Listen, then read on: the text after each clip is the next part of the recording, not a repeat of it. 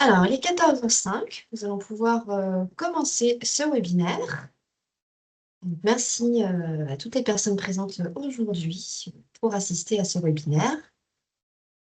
Dans un premier temps, pour la présentation, je suis Alizé Ribas, déléguée régionale chez Alcom, donc moi pour le secteur centre, et je suis accompagnée de ma collègue Camille Murcy, qui est également déléguée régionale pour le secteur sud-est. Et on a également notre collègue Aliénor Galamé qui nous assiste pour la partie questions, donc il va récolter toutes les questions que vous allez poser dans le chat et auxquelles on répondra par la suite. Donc veuillez noter des questions qui soient compréhensible pour qu'on puisse les traiter au mieux à la fin.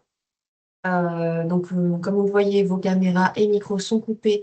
On vous donnera l'accès à votre micro sur demande à la fin de la présentation si vous souhaitez intervenir à l'oral. Sinon, n'hésitez pas à mettre vos questions par écrit dans le chat.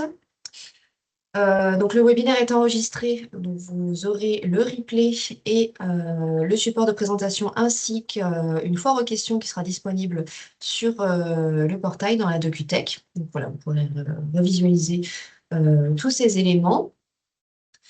Merci aussi de rester courtois envers les intervenants et aussi les autres participants. Le sujet est certes un peu pénible sur le bilan, mais on essaye de faire au mieux et il y a également la chaleur qui peut faire perdre patience. Donc voilà, on demande que ça se passe bien et on va essayer d'être le plus clair possible pour répondre à vos questions. On va d'abord vous présenter les prérequis pour ce bilan 2025. Ensuite, comment remplir au mieux ce bilan, comment se passe la validation. Et enfin, on passera à la partie questions-réponses. Donc tout d'abord, les prérequis du bilan 2025.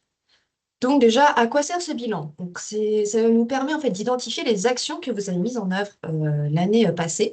Donc les actions qui montrent que vous luttez contre les mégots mal jetés de certaines manières pour éviter qu'il y ait le moins de mégots par rapport à l'année précédente. Donc là, on parle de 10%. Le mieux, oui, ce serait d'avoir 10% en moins de mégots mal jetés. Donc, pour rappel, nous, Alcom, en tant qu'éco-organisme, on a un objectif de moins 40% de mégots sur l'espace public d'ici 2027. Donc là, ce sont nos objectifs vis-à-vis de l'État. Ce n'est pas exactement la même chose pour vous. Vous me demandez une obligation de moyens, pas une obligation de résultat. C'est Alcom qui a l'obligation de résultat auprès de l'État. Nous, ce qu'on vous demande, c'est vraiment de mettre des moyens en place, donc des actions à minima pour essayer de réduire ces fameux mégots au sol. Donc, c'est pour ça qu'on parle de 10% qui peuvent être potentiellement visibles par rapport au niveau de salissure de vos hotspots, notamment. Donc, on y reviendra juste après sur cette partie-là. Il faut savoir que tous les éléments qu'on demande dans le bilan sont des éléments qui sont contractuels, qui sont du coup demandés dans le contrat, donc à savoir l'ancien contrat, mais aussi le nouveau. Comme vous devez le savoir, nous avons eu un avenant au contrat fin d'année 2025. Je vous invite à en prendre connaissance si ce n'est pas le cas. Il y a des modifications qui ont été faites, notamment certaines demandes qui ont été, certaines choses qui ont évolué, et on a aussi des nouveaux contrats qui ont été mis à disposition pour des communes de moins de 5000 et pour les EPCI à compétence collecte des déchets. Donc voilà, on s'adapte à tout type de collectivité. Pour pouvoir remplir ce fameux bilan 2025, vous devez avoir contractualisé avec Alcom avant le 31 décembre 2025. Sinon, vous ne pouvez pas faire de bilan sur l'année qui est passée parce que vous n'avez pas débuté en 2025. Il faut aussi avoir rempli ces annexes et que ces annexes soient validées par Alcom, donc par votre délégué régional référent. Sans ces annexes, vous ne pouvez pas accéder au bilan. Donc la priorité d'abord, c'est de remplir vos annexes. Donc c'est le fameux état des lieux avec la cartographie à remplir. Aussi bien faire le point avant de commencer à remplir votre bilan sur toutes les actions qui ont été menées, les justificatifs que vous pouvez avoir pour gagner du temps de votre côté et éviter de chercher un peu partout qu'est-ce que vous pouvez ajouter dans ce bilan. Et aussi avoir finalisé la déclaration d'installation des dispositifs de rue. Si vous avez installé des dispositifs de rue lors de l'année 2025, il faut les déclarer via les demandes de dispositifs, la demande de dispositif initiale que vous avez faite et non directement sur le bilan 2025. Sinon, vous risquez un doublon. Donc, ça fonctionne comme ça actuellement sur sur notre plateforme. Il faut savoir que le portail va changer prochainement, donc il y a des choses qui vont s'améliorer, qui vont se simplifier. Mais pour le moment, voilà, ça se passe de cette manière. Il faut mieux déclarer ces nouveaux dispositifs via la demande de dispositif de rue initial. Et bien entendu, le bilan des actions de l'année passée est un prérequis pour percevoir les soutiens financiers au titre du nettoiement. Donc, tant que vous n'avez pas donné votre bilan, vous ne touchez pas vos soutiens. Pour ce qui est du remplissage du bilan, donc tout d'abord, pour accéder à votre bilan 2025, vous devez vous connecter sur votre portail Alcom et aller dans le sous-onglet bilan annuel. Ensuite, vous avez juste à cliquer sur créer le bilan si cela n'est pas déjà fait. Donc, créer le bilan 2025 pour ensuite pouvoir ouvrir l'accès à votre bilan. Ça vous donne ensuite accès à différents sous-onglets. Donc, tous ces sous-onglets pourront être remplis selon ce que vous avez fait et selon ce que l'on vous demande. Donc, tout d'abord, le premier onglet concernant la déclaration des activités. Donc, ce qu'on appelle les activités, ça va être la publication de la contractualisation avec Alcom, la déclaration des arrêtés portant sur les AOT et la déclaration sur les autres arrêtés. Donc, AOT, c'est autorisation d'occupation temporaire du domaine public, et les autres arrêtés, c'est notamment les arrêtés de police, notamment l'interdiction de jet de mégots sur la voie publique. Vous avez la possibilité de renseigner ces activités en amont du bilan. Donc, vous avez une partie sur le portail qui s'appelle activités structure. Vous pouvez déjà les mettre dès que vous avez publié ces éléments. Et ces éléments seront reportés automatiquement sur votre bilan chaque année. Donc, ils vont directement s'afficher, ce qui peut parfois être plus simple du coup pour accéder à ces éléments que vous avez mis en place. Avant d'indiquer que vous n'avez pas mené l'action, il faut veiller à vérifier avec votre service la véracité de l'information afin d'éviter des délais supplémentaires et de traitement de bilan. Voilà, bien vérifier si vous avez pris ou non ces éléments pour être sûr de ne pas perdre de temps lorsque vous allez soumettre le bilan et qu'on ne vous demande pas après si cet élément a été publié ou non. Pour ce qui est de la publication de la contractualisation avec Alcom, c'est en gros un article qui informe les habitants que la collectivité est bien sous contrat avec Alcom.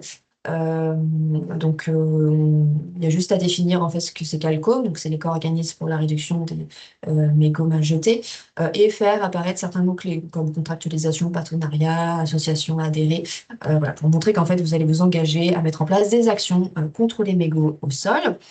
Vous avez le choix sur le canal de publication. Ça peut être un article de presse, un article sur votre site internet, sur les réseaux sociaux, dans votre magazine. Voilà, il y a différentes façons de faire. Donc, pas de souci par rapport à ça. Sinon, ce qui peut faire foi, c'est la délibération, mais seulement et seulement si elle a été publiée sur votre site internet.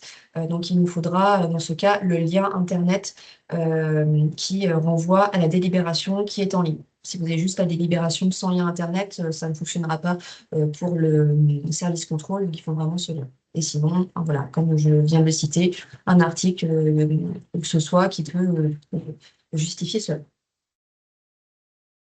Pour déclarer vos activités, vous avez juste à vous rendre donc, sur le bon sous-onglet activités et déclarer par exemple la publication. On va vous demander quel type d'action, quel type d'activité vous déclarez, la date de publication, le canal de publication et le lien s'il y en a un, et bien sûr de téléverser le justificatif. Et comme ça, c'est répertorié et vous n'aurez pas à le remettre chaque année. Et c'est le même principe pour les autres éléments, donc les arrêtés. Ça se fait sous la même manière, avec une fenêtre qui s'ouvre et vous renseignez une date et certains éléments. Pour ce qui est des arrêtés AOT, donc les autorisations d'occupation temporaire du domaine public, c'est tout ce qui concerne les arrêtés qui sont faits pour les exploitants des terrasses, des cafés, restaurants, notamment pour les responsabiliser sur différentes choses. Nous, ce qui nous importe, c'est qu'ils soient responsabilisés sur la notion de propreté de leur espace, qu'ils gardent bien les espaces sur les terrasses propres et qui se débarrassent des mégots dans de bonnes conditions, c'est-à-dire pas dans le caniveau. Donc sur ces arrêtés, il faut vraiment que cette notion de propreté sur leur espace concédé et aussi une notion de répression, de refacturation, enfin, qui est quand même un enjeu derrière, que vraiment ça responsabilise ces gérants par rapport à la propreté des lieux. Ces arrêtés peuvent être globaux, enfin, ça peut être un arrêté global pour tous les établissements de la collectivité, ou il peut être nominatif. Dans le cas d'un arrêté nominatif, pas la peine de nous mettre tous les arrêtés, enfin, de tous les établissements. Si vous en avez 20, ça va faire beaucoup trop, ça va surcharger le serveur. Donc juste, vous pouvez en consigner 3, comme ça on sait que du coup, ça a été pris pour chaque établissement, et 3 arrêtés suffisent amplement. Les arrêtés peuvent être temporaires ou permanents. Dans ce cas, on vous demande de mettre, de renseigner une date.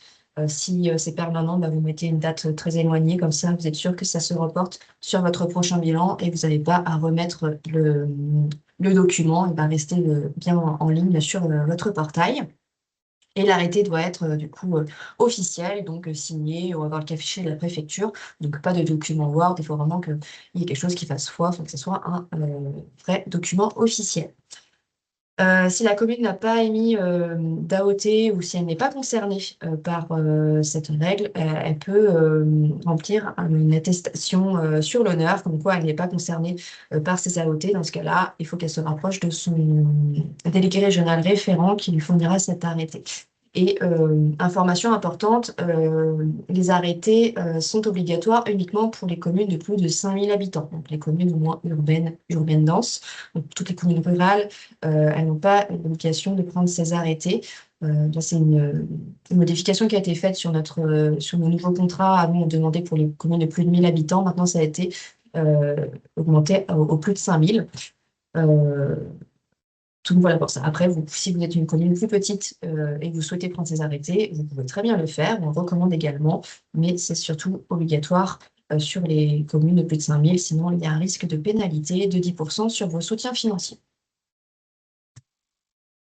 Pour ce qui est des arrêtés de police, donc c'est un arrêté concernant l'interdiction de jets de mégots notamment. Donc ça s'appuie, c'est pour faire un rappel en plus par rapport au Code de l'environnement qui appuie une volonté politique de la collectivité pour vraiment lutter contre les déchets abandonnés. Donc ça peut être sous plusieurs formes, donc un arrêté sur l'abandon ou le dépôt illégal de déchets, un arrêté vraiment spécifique par rapport aux mégots ou un arrêté général encadrant la propreté et puis les incivilités qu'on peut avoir du coup sur la voirie, donc qui peut encadrer les crottes de chiens, les encombrants, etc. Même principe que pour les arrêtés AOT, il nous faut un document officiel signé avec le cachet de la préfecture et pas de document Word. Les arrêtés de police ne sont pas obligatoires pour cette année, pour votre bilan 2025, car c'est une nouvelle demande qui a été mise en place suite au nouveau contrat. On ne demandait pas auparavant, donc là, on vous laisse le temps de vous mettre à jour pour les communes de plus de 5000 habitants. Ça concerne toujours les communes de plus de 5000 habitants. Donc voilà, cette année, si vous ne l'avez pas pris en 2025, ce n'est pas dramatique, il n'y aura pas de pénalité. Par contre, faites en sorte d'être à jour pour le bilan 2026 de l'année prochaine, car on vous le demandera. On a des modèles d'arrêtés, n'hésitez pas à nous les demander, à nous les délégués régionaux, on pourra vous fournir un modèle. Après, ça reste des modèles, vous pouvez l'adapter comme vous le souhaitez. Pour ce qui est de la mise à jour de votre cartographie, vous avez différentes fonctionnalités sur cette cartographie. Donc, c'est la même que celle du bilan 2024 pour ceux qui avaient accès au bilan 2024 l'année dernière. Donc, ça n'a pas changé. Vous pouvez faire des zooms automatiques sur vos hotspots, filtrer les hotspots selon leur niveau de salissure, modifier la forme des hotspots, les déplacer, supprimer aussi des dispositifs de collecte. Et vous pouvez aussi accéder à l'historique de vos hotspots. S'il y a eu des hotspots qui ont été supprimés ou qui ont changé de niveau de propreté, vous pouvez consulter les évolutions. Pour rappel, un hotspot, c'est une surface extérieure située en dehors d'un espace sans tabac, sur laquelle une concentration anormale de mégots abandonnés illégalement est constatée de manière récurrente en raison de la fréquentation, de l'activité ou du comportement de la part des usagers de cet espace et telle qu'elle constitue une atteinte substantielle à la salubrité publique. La déclaration d'un hotspot peut être différente selon la typologie du milieu, urbain dense, urbain, rural et touristique, et reste à l'appréciation de la commune. Voilà, notre définition d'un hotspot, donc c'est vraiment un lieu avec une problématique de mégots au sol. Pourquoi mettre à jour votre cartographie? Donc déjà, ça vous permet d'évaluer l'impact de vos actions menées sur l'état de salissure et la taille de vos hotspots. Donc, c'est bien pour nous, mais c'est aussi bien pour vous de voir en fait l'évolution du niveau de salissure que vous avez mis initialement. Donc, par exemple, si vous avez installé un cendrier de rue sur un hotspot qui était initialement très sale et que l'année suivante, vous vous rendez compte qu'il y a beaucoup moins de mégots, donc vous allez le qualifier de juste sale, voire moyennement sale. Ça fait une amélioration qui est non négligeable, qui va du coup apparaître sur votre portail lorsque vous allez mettre à jour ce niveau de salissure. Et donc, ça prouve que vos efforts, vos moyens sont payants et que ça fonctionne. Donc, voilà, ça nous permet d'évaluer vraiment cette atteinte d'objectif de moins 10% de mégots abandonnés. Et du coup, ça contribue à notre objectif de moins 40% des mégots sur tout le territoire français. Donc, pour cette mise à jour, elle est obligatoire du coup sur tous les hotspots, sur le niveau de salissure. Donc, vous pouvez mettre très sale, sale, moyen non sale, voire propre. Donc, voilà, si pour vous le hotspot est réglé, qu'il n'y a plus de mégots, il est considéré comme propre. Du coup, félicitations, vous avez réussi à atteindre l'objectif. Il se peut aussi qu'un hotspot soit devenu plus sale qu'il ne l'était déjà. Donc, pas de souci, vous n'allez pas être pénalisé parce que votre hotspot est devenu plus sale, mais n'hésitez pas du coup, à le mentionner sur votre cartographie, parce que ça vous permet aussi de vous rendre compte de ce qui fonctionne et ce qui ne fonctionne pas. Donc, s'il y a des choses qui ne fonctionnent pas, vous pouvez toujours remettre en question les actions que vous avez mises en place. Peut-être que c'est un cendrier de rue qui a été mal positionné, ou alors qu'il n'y en a pas du tout, qu'il faudra en positionner un. Faire plus de communication, pouvoir peut-être mettre en place de la répression ou de la médiation sur certains lieux pour essayer d'améliorer ces hotspots. Vous pouvez modifier les hotspots si besoin, donc le déplacer, le changer de taille, changer la forme. Donc, notamment, le déplacer, ça peut être utile par rapport au décret de l'année dernière sur les espaces sans tabac. Donc, pour rappel, en juillet dernier, enfin en juin dernier même, les espaces, il y a eu maintenant de nouveaux espaces sans tabac qui sont pris en compte, donc devant les écoles, les enceintes des parcs et jardins, les lieux sportifs, les zones de baignade, les arrêts de transport, si j'en oublie pas. Donc, si un cendrier de rue a été mis devant une école, donc pile devant une école, il doit être déplacé à au moins 10 mètres. Tous les dispositifs qui sont dans des parcs et jardins, il faut les enlever et les mettre au moins à l'entrée du parc. Ça permet quand même toujours d'avoir un dispositif adapté du coup pour les fumeurs, pour qu'ils se délaissent de leur mégot avant de rentrer dans l'espace sans tabac. Donc nous, on vous donne des recommandations, mais c'est la commune qui est responsable de cette loi par rapport aux espaces sans tabac. Donc nous, on ne fera pas la police par rapport à ça, mais on ne peut que vous recommander d'être vigilant par rapport à ça et de ne pas mettre de cendrier de rue sur des espaces sans tabac. Parce qu'en théorie, on ne peut pas fumer sur un espace sans tabac. En pratique, je comprends que c'est bien différent. Il faut le temps aussi que tout le monde prenne en compte cette nouvelle loi. Alors, voici une petite vidéo, si j'arrive à la... J'aimerais bien la mettre, voilà, en route. Donc, pour tracer un hotspot, vous avez l'outil de la petite croix au niveau de la barre d'outils. Donc, vous cliquez une fois sur le lieu, vous bougez votre souris et vous cliquez à chaque fois pour créer un point du polygone. Une fenêtre s'ouvre. Vous pouvez rentrer le nom de votre hotspot pour faciliter en fait pour vous les choses pour le localiser. Donc là, Café de la Gare, par exemple. Vous choisissez le type de lieu, donc terrasse de restaurant, et son niveau de salissure. Donc là, c'est très sale, donc ça va s'afficher en rouge et vous retrouvez votre sur votre liste qui est prévue également. Donc vous voyez sur une carte et sur une liste. Et pour les cendriers de rue, dispositif, c'est la même chose. Donc là, avec le petit repère, pareil, vous avez une fenêtre qui s'ouvre, vous le positionnez à l'endroit où il a été positionné. Et ça vous permet aussi de suivre tous vos dispositifs. Donc, comme je le rappelais tout à l'heure, pour les nouveaux cendriers de rue dont vous avez bénéficié par Alcom, vous ferez cette démarche-là, mais via la déclaration des dispositifs directement via votre portail et pas directement sur votre bilan, sinon vous allez avoir des doublons. vous permet de décaler du coup certains cendriers de rue, notamment par rapport à ces espaces en tabac, s'il y a certains qui ont été décalés. Pour ce qui est de la déclaration des actions menées, donc c'est un peu le plus important de votre bilan, c'est les actions que vous avez mises en place tout au long de l'année passée. Donc il y a différents types d'actions. Là, vous avez accès à une liste non exhaustive. Et si vous ne retrouvez pas l'action que vous avez mise en place, elle ne correspond pas à une des cases qu'on a proposées, n'hésitez pas à la classer dans Autres et nous expliquer quelle est la nature de votre action. Lors de la déclaration de votre action, il y a deux possibilités. Soit vous déclarez votre action sur tout le territoire, donc c'est-à-dire sur toute votre commune, votre collectivité. Par exemple, ça peut être une campagne d'affichage qui a été diffusée à tout le monde. Donc dans ce cas-là, tout le territoire en a bénéficié.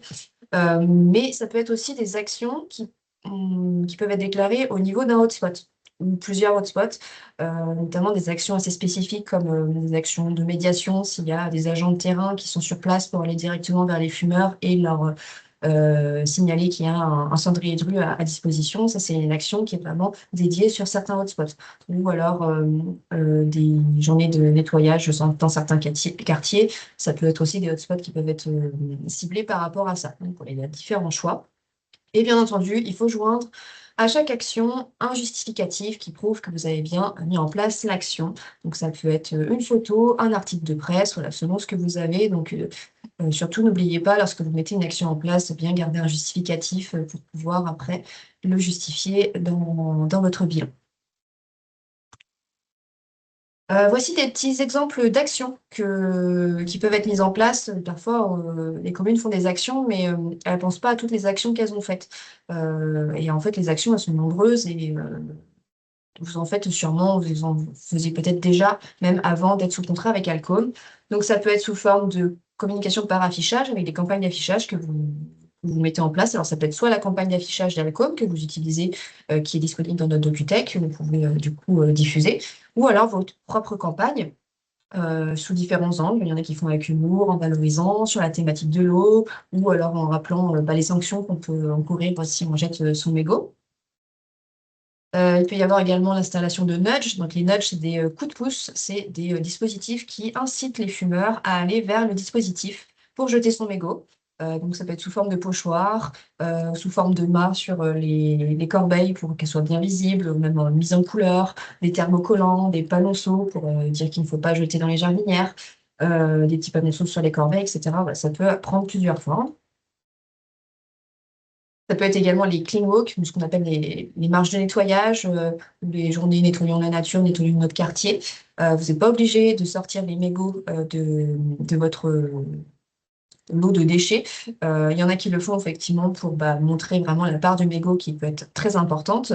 Mais si vous avez mis tous les déchets en mélange, ce n'est pas grave, ça reste une action qui est valorisable parce que vous avez quand même contribué au ramassage de mégots. Ça peut être des actions de médiation aussi directement auprès des usagers, auprès des fumeurs, que ce soit fait par des brigades vertes, par exemple, des brigades de l'environnement, et aussi des articles sur le site de votre commune qui montrent que vous mettez des actions en place. Ça permet de diffuser aussi des campagnes de communication. Voilà, ça permet vraiment de donner des informations à vos administrés. Les fameux cendriers de poche qui sont très plébiscités et utilisés du coup dans le cadre des contrats ALCO. Donc vous pouvez mobiliser les commerçants, donc mettre à disposition des cendriers de poche chez tout type de commerçants. On a même une affiche, comme on peut voir sur la photo, que cette affiche elle est disponible dans votre DocuTech. Vous pouvez aussi fournir à vos commerçants pour du coup, montrer qu'il y a des cendriers de poche distribués dans certains établissements. Et vous pouvez les mettre à disposition lors de certains événements comme des festivals, des marchés, voilà, directement à l'intention des fumeurs. Veuillez à bien noter le nombre de cendriers de poche distribués lors de vos opérations. C'est important parce que ça vous permet déjà, vous, de suivre votre stock et nous aussi de se rendre compte du nombre de cendriers de poche qui ont pu être distribués tout au long de l'année sur toutes les collectivités, voir un peu comment cela circule. Et d'autres exemples d'actions, notamment l'installation pure et simple de dispositifs de rue, donc ça peut être été noir ou cendrier de rue, donc c'est aussi des actions bien entendu valorisables et qui sont très impactantes sur l'évitement de jets de mégots au sol. Cas spécifique pour les communes de moins de 1000 habitants. Donc ça, c'était également valable l'année dernière sur le bilan 2024. Donc pour les toutes petites communes, il y a, on va dire, vous avez un sous-onglet supplémentaire en tout début qui s'appelle questionnaire. Vous pouvez renseigner en fait assez rapidement les actions que vous avez mis en place. Donc ça fait un bilan, on va dire, un peu accéléré et un peu simplifié. Donc on vous demande juste si vous avez distribué les cendriers de poche, si vous avez utilisé le kit de communication fourni par Alcom dans la Docutech, et si vous avez réalisé des actions. Et puis, on vous demande de renseigner au moins une action dans la partie action menée avec un justificatif. Voilà, si vous avez une action que vous voulez mettre en avant, n'hésitez pas à mettre toutes les actions que vous avez mises en place. Et je vais passer la parole à Camille pour l'autre partie de la présentation. Pour le fameux plan de nettoiement, alors cet onglet, c'est toujours celui qui fait un peu peur sur le bilan. Donc là, l'objectif, c'est vraiment de le décortiquer, que vous voyez un peu tout ce qui est demandé. Alizé vous l'a précisé, on vous donnera les diapositives. Vous avez aussi une foire aux questions sur laquelle vous pouvez vous reporter derrière. C'est pour ça que les diapos sont assez chargés. C'est pour que vous ayez vraiment toutes les informations sur ce plan de nettoiement. Donc, on vous le demande, donc c'est une obligation contractuelle et il nous sert, nous, à avoir des données, à pouvoir recenser un peu les différents moyens qui sont déployés par les collectivités sous contrat. Donc, on vous demande d'essayer de le remplir le plus correctement possible. Deux choses à retenir sur le plan de nettoiement. Donc, la première, c'est qu'il s'enregistre automatiquement. Quand vous rentrez vos données, il n'y a pas de petit bouton enregistré en bas. Donc, les données s'enregistrent automatiquement. Et si vous avez déjà rempli un bilan en 2024, vous pouvez charger les données directement sur le bilan 2025. Il y a un bouton qui va s'afficher en haut qui vous permet donc de charger ces données. Et ensuite, il ne vous restera plus qu'à les mettre à jour. Euh, pour le premier onglet, pour la première catégorie, pardon, du plan de nettoiement, la première chose qui vous est demandée, c'est les caractéristiques du périmètre. Vous avez donc trois questions qui vous sont posées. Les linéaires de voirie en kilomètres. Alors attention aux unités, hein, parce que c'est vrai qu'il peut y avoir des surprises, donc vérifiez bien vos unités avant de mettre les données. On vous les demande en kilomètres. Ensuite, les surfaces de place publique et les surfaces d'espace vert, elles, sont en kilomètres carrés. Donc faites attention à ça. En général, c'est vrai que c'est plutôt des mètres carrés, donc la conversion peut changer pas mal de choses. Le remplissage de ces données est facultatif. On vous demande de les mettre si vous êtes sûr de vous là-dessus. Si vous n'avez pas la donnée, vous pouvez mettre 1. Sur la deuxième catégorie, donc ça va être la gestion du nettoiement au niveau de votre commune. Donc, la première question, c'est comment est géré le nettoiement. Donc là, il y a trois possibilités. Soit c'est en interne, soit c'est mixte, soit c'est en externe. Donc, interne, ça veut dire que c'est vous qui gérez la propreté sur toute votre commune avec les services en interne. Mixte, ça veut dire que vous avez des agents en interne, mais que vous faites aussi appel à un prestataire. Et externe, c'est si vous avez complètement externalisé cette prestation. Donc ça, c'est les trois réponses possibles. En dessous, si vous répondez mixte ou externe, vous avez une nouvelle question qui s'affiche et ça vous demande quel est le prestataire? Est-ce que c'est un prestataire privé ou est-ce que c'est un prestataire de l'ESS, donc ESS, Entreprise sociale et solidaire? On vous demande de préciser sur quelles prestations, quelles sont les prestations externalisées. Donc, il faut juste cocher là où vous voyez les différentes propositions. Donc ça, c'est que si vous mettez mixte ou externe, que vous avez cette question qui s'affiche. Ensuite, on passe aux moyens techniques. Donc ça peut être véhicule ou équipement. Donc là, vous voyez les différentes propositions que vous avez sur le bilan. Donc il faut mettre vos moyens. Alors ce sont que les moyens internes qui vous sont demandés. Si vous n'avez pas en véhicule ou des équipements, vous mettez 0. Il faut quand même mettre quelque chose dans le champ. Donc, on vous demande les différents véhicules et moyens que vous avez et on vous demande également si vous avez des corbeilles de rue, des paniers pour bouche d'égout ou des filets anti-déchets anti-déchets aux exutoires. Ensuite, vient les moyens humains. Donc, les moyens humains sont exprimés en ETP, donc en équivalent temps plein. Donc, un ETP correspond à une personne, mais si vous mettez 0,5, c'est un mi-temps, par exemple. On vous demande tout d'abord de mettre le nombre total d'ETP du service propreté, et ensuite, on vous demande de dispatcher ces ETP sur les différentes tâches qu'il peut y avoir au sein du service propreté. Donc, veillez bien à bien rentrer le nombre total de TP et à ne pas le dépasser après sur les autres onglets, sinon c'est bizarre. Vous avez donc à remplir pour les moyens internes et si vous avez coché mixte et externe, on vous demande également les moyens de votre prestataire. Donc, il faudra mettre vos moyens internes et vos moyens externes. Ensuite, on vous demande comment sont collectés les mégots. Donc là, deux solutions pour collecter les mégots. Soit ils sont collectés en mélange, c'est-à-dire que les mégots que vous récupérez, vous les mélangez avec vos ordures ménagères et ils partent dans le circuit des ordures ménagères. Soit vous faites une collecte séparée, et dans ce cas-là, donc, les mégots sont collectés séparément et ils sont envoyés dans une unité de valorisation à part des ordures ménagères. Donc, si vous mettez collecte en mélange, ça veut dire que vous les collectez avec les OM. Donc, normalement, vous ne devriez pas avoir de tonnes de mégots, en tout cas de poids de mégots si vous les collectez en mélange. Là, c'est vraiment que pour les mégots qui sont collectés séparément qu'on va vous demander la quantité, si vous la connaissez, bien sûr. C'est exprimé en tonnes, alors on sait que c'est un peu ambitieux. En général, c'est plutôt des kilos. Donc, pareil, faites bien attention à ça quand vous remplissez ce champ-là, de faire la conversion pour des tonnes.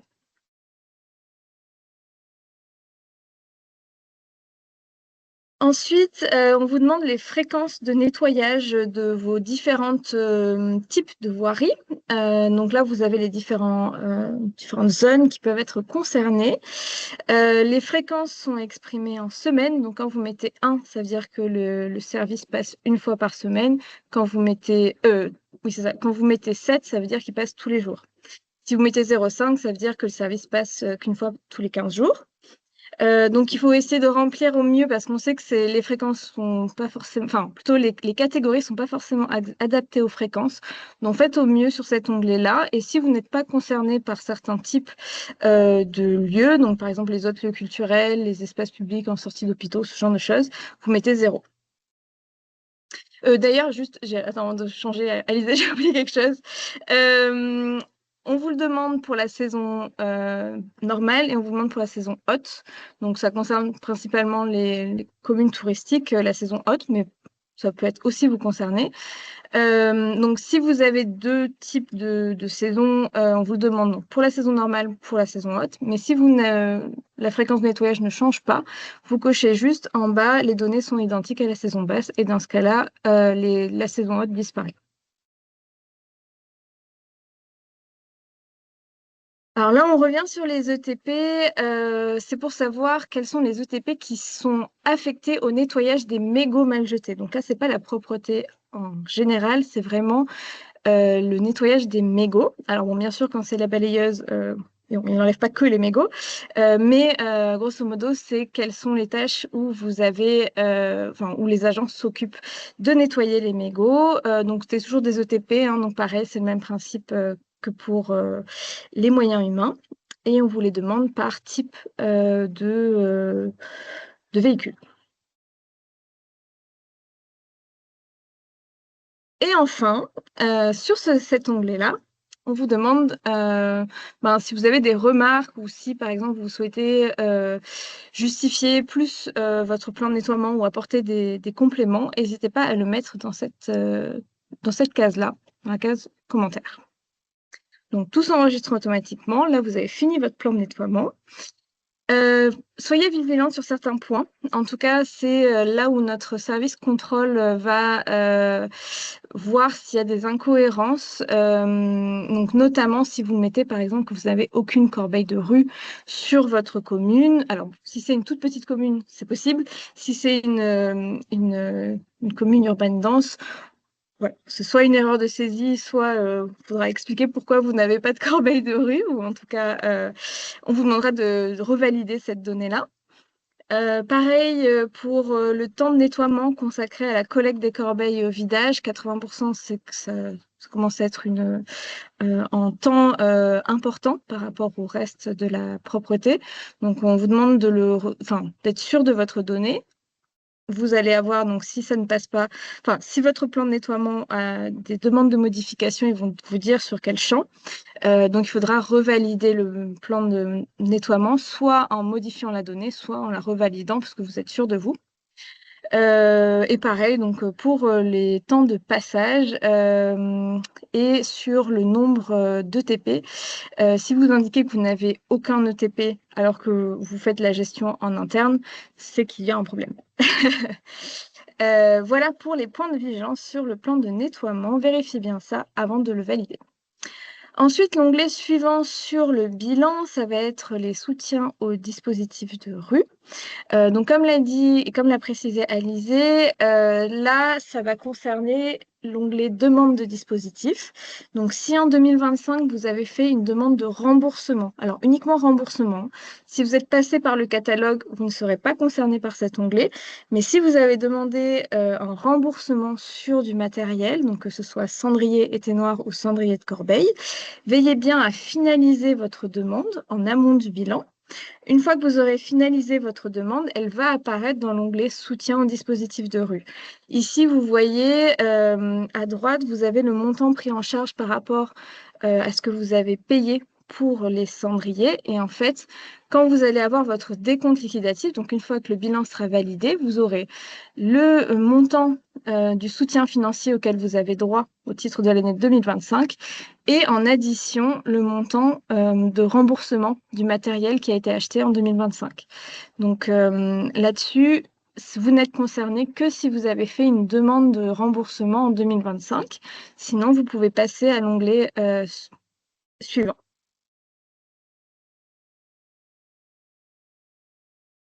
Enfin, projet et commentaires. Donc là-dessus, pour l'onglet, enfin pour le champ projet, ça va être de nous dire quelles sont les actions que vous avez fait et que vous prévoyez sur 2026. Donc, que ce soit de la mise en place de matériel, que ce soit la mise en place d'actions de communication, de sensibilisation, mettez bien tous vos projets là-dessus. Alors, ça n'est pas pénalisant si vous ne faites pas tous les projets que vous souhaitez faire sur 2026, pour le bilan 2026.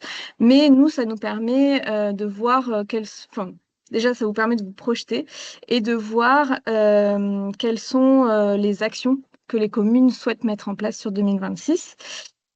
Donc, merci de bien remplir cet onglet-là. Sachez également que pour l'année prochaine, cet onglet va évoluer et il va se changer un programme de lutte. Donc, en gros, ce sera des questions plus dirigées sur les actions que vous allez mettre en place l'année prochaine. Donc, comme ce sera plus un champ libre, mais il faudra répondre oui, non aux différentes actions possibles qui pourront être mises en place. Le champ commentaires et remarques, donc c'est seulement si vous avez des commentaires et des remarques sur le bilan ou que vous souhaitiez partager quelque chose. Si vous n'avez rien de particulier à dire, sachez quand même qu'il faut mettre au moins un mot parce que ce champ est obligatoire. Voilà. Donc ça, c'est le dernier onglet où on vous demande de remplir des données. Et ensuite, le dernier bilan, c'est simplement pour pouvoir envoyer le bilan et qu'il soit traité par le service contrôle. Vous voyez ici, par exemple, le bouton Envoyer le bilan, il est grisé. Et au-dessus, vous avez deux encarts qui vous indiquent qu'il y a des anomalies sur le bilan. Donc, en fait, tant que vous n'avez pas rempli tous les champs du bilan, donc tout ce que l'on vous a expliqué depuis le début du webinaire, tant que tous ces champs-là ne sont pas remplis, vous ne pourrez pas envoyer le bilan, le bouton restera grisé. Et par exemple, si vous avez oublié de cocher une case ou si sur le plan de nettoiement, il manque un 0 et du coup, il y a une case vide, enfin, il y a une case vide plutôt, pas forcément 0, mais il y a une case vide, vous ne pourrez pas donc le valider. Et ici, ça vous indiquera où est-ce que vous avez un champ qui n'est pas rempli. Voilà pour le remplissage du bilan. Une fois que le bilan est envoyé, tu peux passer à la diapo suivante. Une fois que le bilan est envoyé, il sera contrôlé par notre service contrôle. Et il y a deux possibilités. Soit il est validé directement, soit il y a des demandes de modification qui vont vous être demandées. Dans les deux cas, vous recevrez un mail automatique pour vous informer que le bilan a été traité. Et dans le mail automatique, vous saurez si le bilan a été validé ou s'il y a des demandes de modification. Dans la demande de modification, donc dans le mail et sur le bilan, quand vous retournez dessus pour faire les modifications demandées, il vous sera indiqué sur le dernier onglet bilan quelles sont les modifications à apporter à votre bilan pour qu'il puisse être validé. Donc comme je vous disais, faites bien attention au plan de nettoiement. En général, c'est ça qui pose problème pour que le bilan soit validé dès la première soumission. Dans tous les cas, donc, vous verrez bien quelles sont les modifications qui vous sont demandées. Donc, il faudra faire ces modifications et ensuite retourner sur le dernier onglet du bilan pour pouvoir le resoumettre. Faites bien attention, même si vous faites les modifications qui sont demandées, tant que vous n'avez pas appuyé sur le bouton « Envoi du bilan », il ne sera pas retraité par le service contrôle. Donc, ça, c'est pour les demandes de modification. Une fois que le bilan est validé, donc vous recevez un mail automatique pour vous en informer. Et la prochaine étape, donc, ça va être d'accepter le décompte liquidatif. Pour accepter le décompte liquidatif, il faut retourner sur le bilan 2025. Et après l'onglet, donc le dernier onglet bilan, il va y avoir un nouvel onglet qui va s'ouvrir qui s'appelle décompte liquidatif. Et dessus, vous aurez la somme à laquelle vous avez droit au titre de l'année 2025 et il faudra accepter ce décompte liquidatif, donc être d'accord avec la somme qui est affichée. Comme je vous disais tout à l'heure, si vous avez fait une demande de remboursement en 2025, vous aurez votre décompte liquidatif, dans votre décompte liquidatif, la somme à laquelle vous avez droit au titre de l'année 2025 et en addition le le remboursement du matériel qui a été acheté sur 2025. Vous avez accepté le décompte liquidatif. Derrière, il faut émettre un titre de recette sur la base du décompte liquidatif, puisque tant que nous n'avons pas le titre de recette, nous ne pouvons pas vous verser l'argent, vu que c'est avec le titre de recette que l'on a le RIB.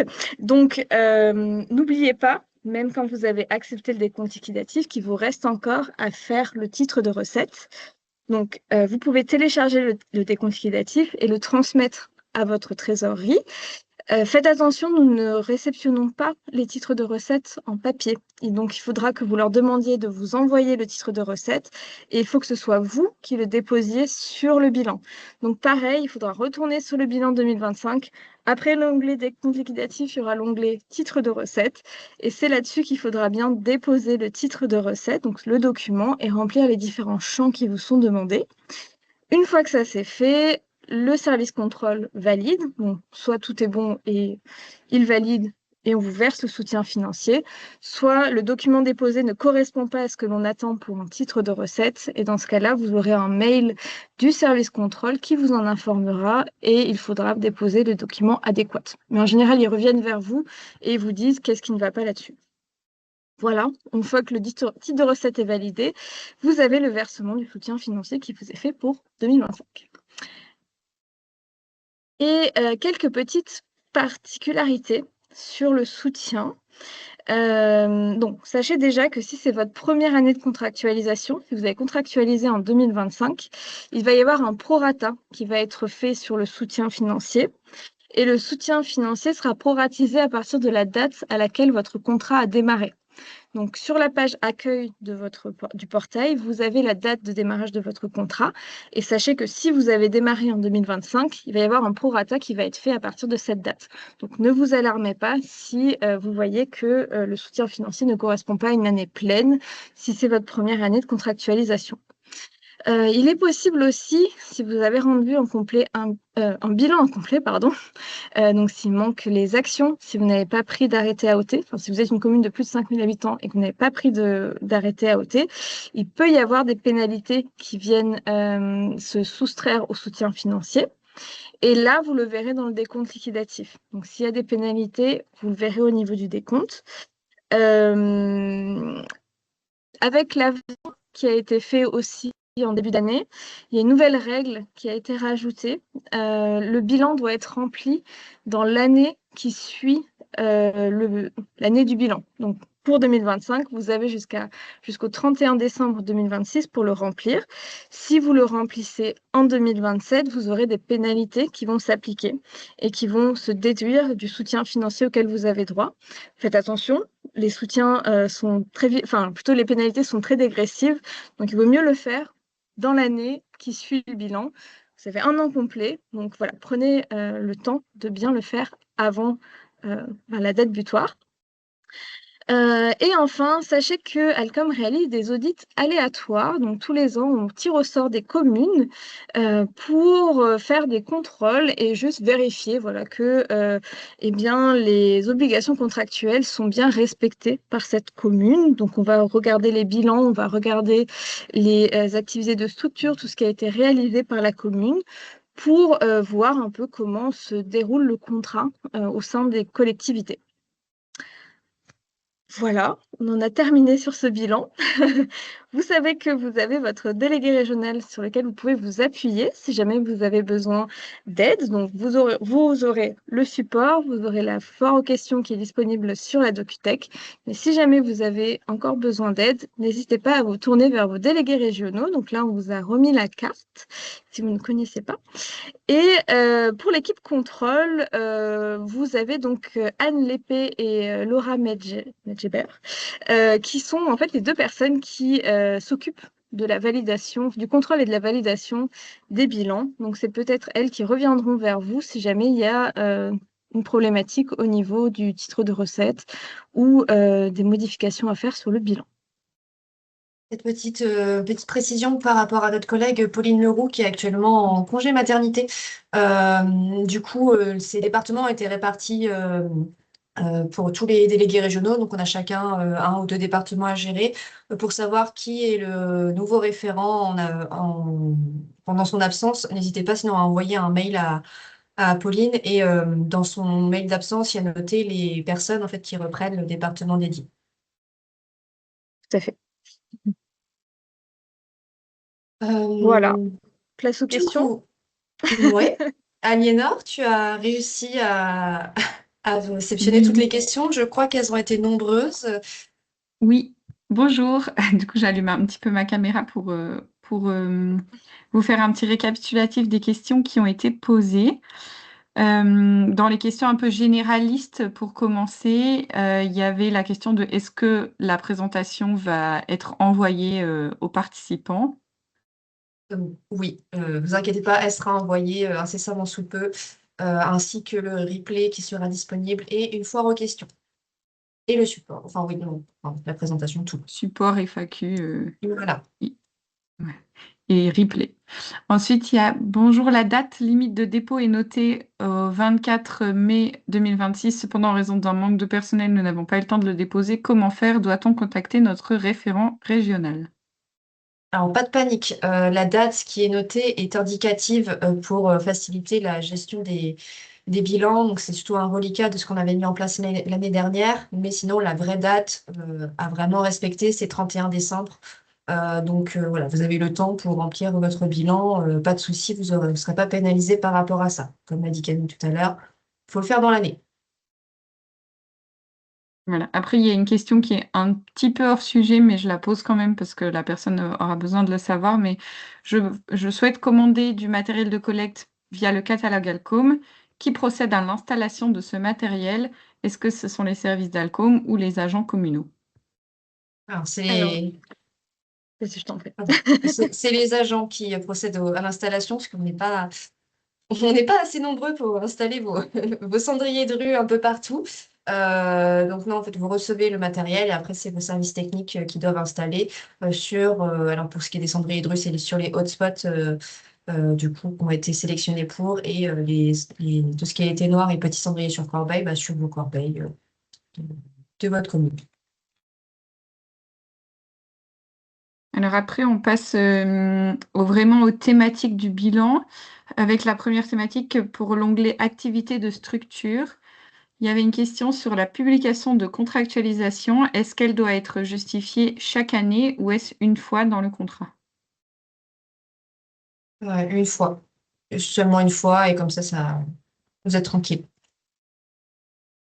Et normalement, c'est la première année de contractualisation que ça vous est demandé. Si vous ne l'avez pas fait la première année, vous pouvez toujours vous mettre à jour et le faire cette année. Ensuite, le site demande pour les arrêtés un arrêté d'expiration de l'arrêté, mais dans notre cas, il est permanent. Comment faire? Comme je le disais, vous mettez dans ce cas-là une date plus loin, enfin le plus loin possible, ou au moins jusqu'à la fin de l'agrément d'Alcôve. Vous pouvez mettre fin 2027 ou plus loin si le calendrier vous le permet. Mais oui, effectivement, des fois, il y a des arrêts permanents. Et comme ça vous permet de mettre une date lointaine et que votre arrêté remonte à chaque bilan suivant. Oui, c'est ça. Je pense que c'est ça. Il faut mettre 31 décembre 2027. Oui, c'est ce que Mm. la règle qu'on disait de base. Ensuite, on passe à la cartographie. Ah oui, non, il y a une autre question, pardon, sur la partie arrêté. Une personne qui souhaitait confirmer si elle avait bien compris, donc sauf erreur de ma part, il y a donc bien 2 arrêtés à prendre, dont un arrêté de police qui est obligatoire. Oui, c'est ça. Donc l'arrêté de police qui va être obligatoire à partir du bilan de l'année prochaine surtout. C'est ça, en fait, il y a l'arrêté sur les terrasses qui est obligatoire et celui sur le jet de mégots qui devient obligatoire pour le bilan 2026. Donc, il faut le prendre cette année. Et C'est Ah ça. tout oui, ça jusqu'alors, il toujours, était... et tout ça toujours pour les communes de plus de 5000 habitants. Oui, on répond toutes, du coup, c'est bien. Cartographie. A-t-on une indication du niveau d'atteinte de l'objectif de réduction de 10% des mégots abandonnés lorsque l'on complète le bilan dans l'onglet carto? Tu peux répéter le début de la question? Attends. Est-ce qu'on a une indication du niveau d'atteinte de Ah, l'objectif de réduction? Je pense que c'est en gros, c'est c'est comme pas il faut précis en fait. en général avoir X%, enfin 10% du coup de mégots en moins chaque année, est-ce que c'est précisé dans le bilan? Mais ça l'est pas. Non, et c'est difficilement mesurable en fait. Faut au moins qu'on voit qu'il y ait une amélioration. Après, nous, pour nos objectifs vis-à-vis de l'État, on a une étude qui est réalisée sur différentes collectivités tirées au sort et c'est avec ça qu'on montre enfin, des vrais résultats. Mais quand bien même, c'est aussi assez compliqué et pas forcément représentatif de la réalité. Donc 10%, c'est indicatif, mais c'est compliqué vraiment de prouver que vous êtes vraiment à 10%. Mm. Par contre, donc du coup, quand vous mettez à jour vos hotspots, vous pouvez voir s'il y a une amélioration, si c'est stable ou s'il y a une dégradation du hotspot. Et d'année en année, on pourra vous montrer l'évolution. Enfin, vous pourrez suivre l'évolution de vos hotspots. Et on commence à les voir pour certaines communes qui sont avec nous Mm. depuis longtemps.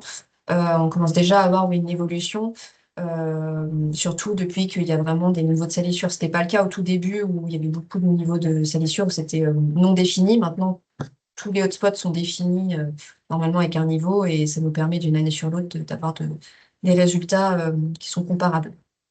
Mm. Ok. Alors, ensuite, c'était tout pour la partie carto. Je passe à l'onglet action. Euh, on parle du bilan 2025. Nous n'avons jamais compté le nombre de cendriers de poche distribués sur chaque événement. Est-ce qu'on fait du pifomètre du coup?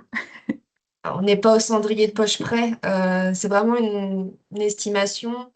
Après, vous pouvez compter selon ce qui vous reste à chaque fois. Enfin, c'est bien, c'est d'essayer de voir un peu au fur et à mesure.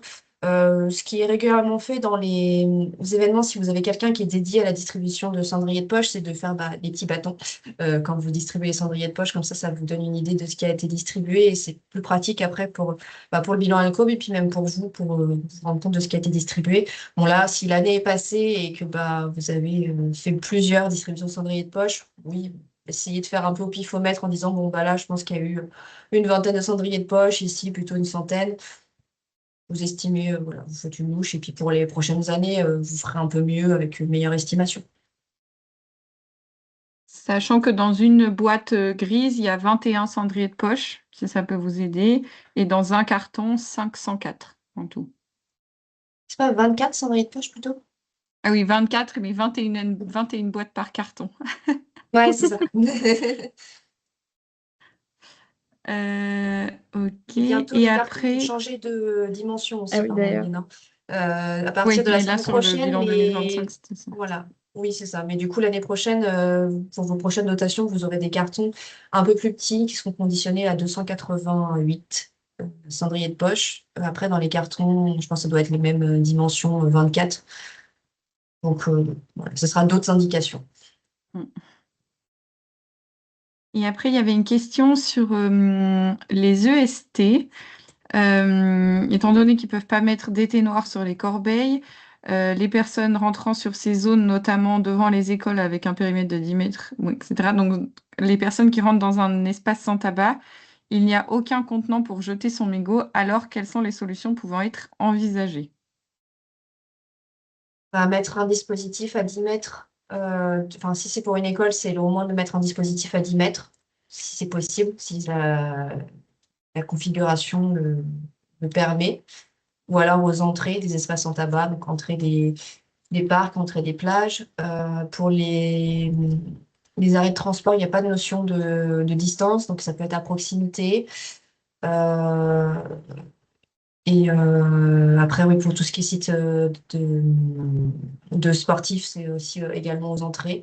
Et après, bah, que chacun aussi fasse appel à leur bon sens et faire attention. Donc, il y a toujours les cendriers de poche aussi, que s'il y a eu une grosse distribution de cendriers de poche sur votre commune, peut-être que beaucoup de fumeurs en sont déjà équipés. Donc, c'est aussi l'occasion bah, de l'utiliser, de mettre son mégot dedans et une fois, ensuite rentrer sur l'espace sans tabac sans mégot à la main. Et d'ailleurs, du coup, pour ce décret, il est demandé de visualiser, enfin plutôt de mettre un panneau d'affichage pour indiquer que c'est un espace sans tabac. Ce qui peut être fait, parce que c'est vrai que 10 mètres, c'est pas forcément, enfin, on connaît pas tous exactement où c'est. Donc, ça peut être aussi de faire un marquage au sol pour bien rappeler que c'est un espace sans tabac, avec par exemple un mégot barré, enfin une cigarette barrée. Et comme l'a dit Alizé, c'est bien de mettre une zone où c'est autorisé de fumer, donc d'aller plutôt les orienter vers cette zone-là, en dehors de l'espace sans tabac. Après, bon, bien sûr, il n'y a pas de solution miracle de toute façon, et il faut quand même un peu le temps que ce décret soit aussi connu des différents fumeurs, quoi. Faut faire au mieux. Mm.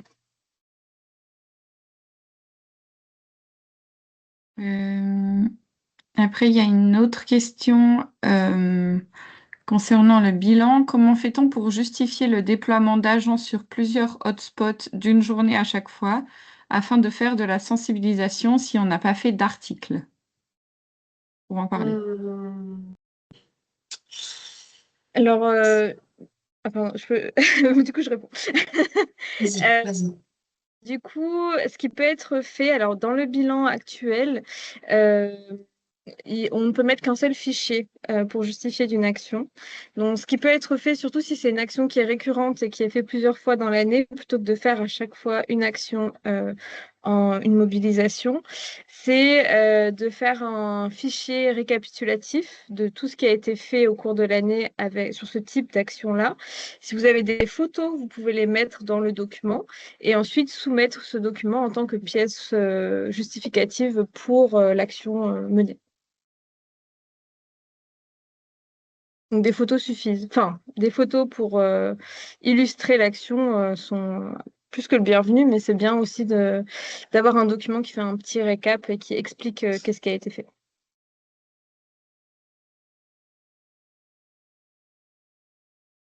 Ensuite, on va passer du coup au plan de nettoiement. Là, il y avait plusieurs questions. Euh, Comment faire le bilan quand aucun sac n'a été rempli complètement? Donc ça, c'est Euh, pas hyper clair comme question. Je pense que c'est par rapport aux 100 kilos. Je sais Ah, pas peut-être. euh, alors du coup, euh, parce que là, c'est le bilan en général ou c'est le plan de nettoiement en particulier? Ben, ça a été posé au moment du plan de la présentation du plan de Ah, nettoiement. d'accord. Donc, par exemple, pour justifier de la quantité de mégots qui est récupérée, Normalement, vous avez le volume du sac. Ça doit vous donner l'indication sur le nombre de mégots que ça la contient. Et là-dessus, ou alors vous pouvez juste les peser. En fait, si vous avez les sacs, vous pouvez les peser, comme ça vous avez le poids. Et du coup, ça vous donnera un poids pour l'année 2025. Après, la donnée, elle vous est demandée que si c'est connu. Donc, si jamais n'avez pas la donnée, plutôt que de mettre quelque chose d'erroné, autant mettre 0 dessus. Et après, si c'est dans le cadre du bilan général, le fait de collecter les mégots séparément, ce sera pas considéré comme une action de sensibilisation en soi. On vous demande de faire des actions de communication et de sensibilisation sur la réduction des mégots au sol. Donc, ça ne constituera pas une action en tant que telle juste d'avoir récupéré les mégots. Alors après, je réfléchis un peu à l'ordre dans lequel je vais vous poser les questions pour que ça ait du sens. Mais il y avait il y a des questions sur la collecte mélangée. Est-ce que si on collecte en mélange et tout part en valorisation, enfin, qu'est-ce qu'on doit cocher? Donc j'avais répondu qu'il faut bien cocher collecte en mélange. Et effectivement, si vous connaissez le poids des mégots parmi ces déchets en mélange, vous pouvez les indiquer, mais seulement si c'est connu. Ouais. Il y avait une question qui ressemble un peu, c'est nous avons des collectes pour le mégot avec un prestataire pour un poids donné et des collectes en mélange, donc un peu mixte. Est-ce qu'il est possible de cocher les deux cases? Ah, pardon, j'ai pas compris la question. En fait, il y a quelqu'un qui fait à la fois de la collecte en mélange et à la fois qui fait collecter par un prestataire spécifiquement les mégots et qui voulait pouvoir mettre en valeur les deux. Moi, je pense qu'il faut cocher mélange dans le plan de nettoiement, mais vous pouvez mettre en avant parmi les actions peut-être le fait que vous avez un prestataire qui fait de la Ou alors, valorisation. ça Je peut pense que être mis en commentaire sur le plan de nettoiement aussi. Vous pouvez le oui, préciser en commentaire. Ouais, bah, exact. Ouais. nickel. Et après, il y avait une autre question, c'est comment fait-on pour compter le matériel de location sur certaines périodes, balayeuses supplémentaires? C'était la période touristique, je pense Euh, que vous aviez répondu un peu après que la question ait été posée sur la période touristique. Vous pouvez cocher la case saison haute, saison basse. Ça, c'est pour les fréquences. Par contre, si c'est du matériel que vous louez, donc qui n'est pas, enfin, qui c'est pas du matériel en propre de la commune, faudra pas le compter dans le matériel. C'est vraiment que vos moyens internes, généraux. Et enfin, avez-vous pu mesurer une moyenne d'un ETP consacré au mégot dans une journée de travail? Nous n'avons pas de référentiel sur ce sujet. Euh, Bonne question. bonne question. La réponse est non, on n'a pas. Ça dépend. Ça- Oui, faites au mieux. Euh, faites au mieux parce que c'est vrai que sur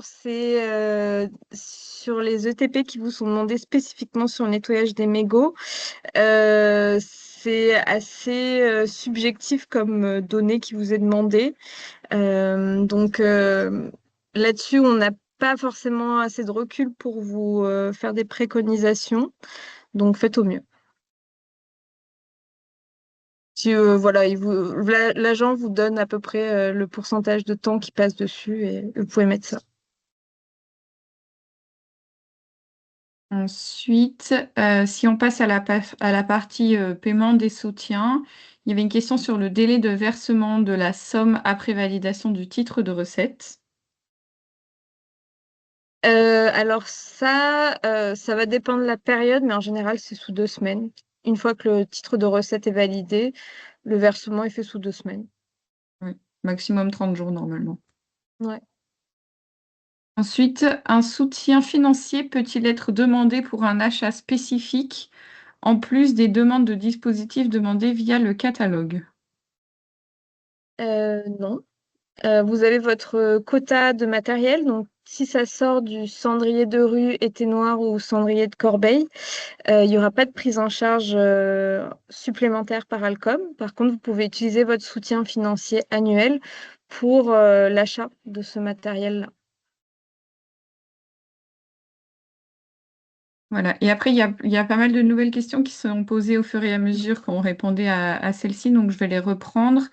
Là, déjà, il y a un débat sur quelle est la date de fin du bilan, parce qu'il y a des indications. On a répondu un peu plus tôt, c'était la première question à Oui. laquelle on a répondu. Vous avez bien jusqu'au 31 décembre de 2026 pour remplir votre bilan 2025. La date qui est indiquée aujourd'hui est indicative. Par contre, et c'est tous les ans comme ça, vous avez une année complète pour le remplir, du 1er janvier au 31 décembre.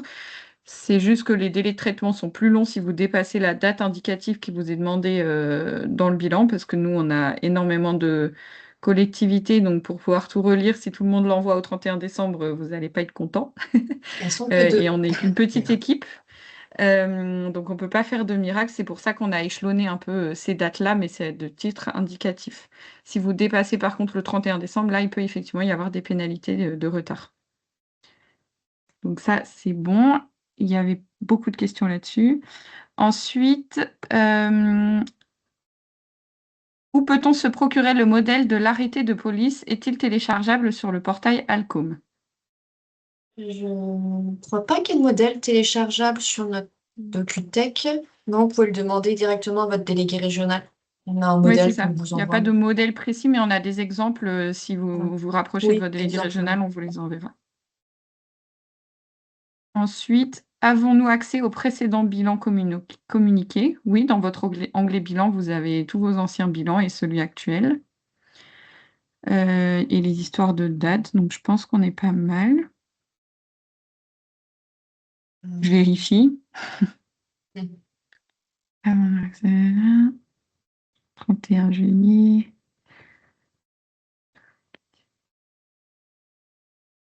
31 juillet, c'est la date des anciens contrats. En fait, avec l'avenant qui a été fait au 1er janvier 2026, la date limite de rendu du bilan a été décalée au 31 décembre. Et par contre, il a été rajouté les pénalités.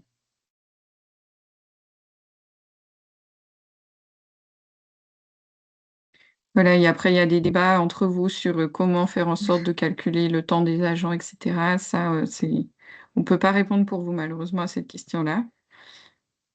Et après, oui, voilà, bon, ça reste pareil. Par contre, je vois la question sur le PCI, euh, Ah, j'ai qui pas est vu. composé de 48 communes. Alors, en fait, pour tout ce qui va être fréquence de nettoyage et moyens, non, moyens techniques.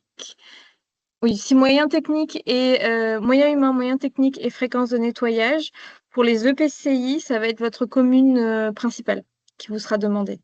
On vous demande les linéaires de voirie, les superficies d'espace public et les superficies d'espace vert pour l'ensemble de vos communes. Et ensuite, le reste du questionnaire est centré sur la commune principale de l'EPCI.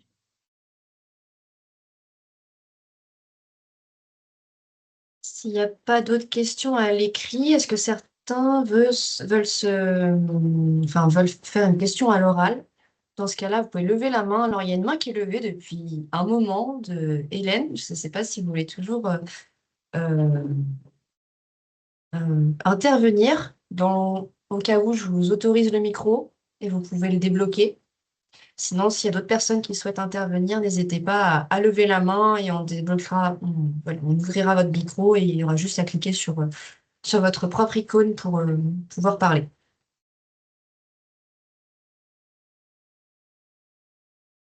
Bon, il y en a qui commencent à nous quitter. Merci à vous pour ceux Merci à qui nous tous. quittent.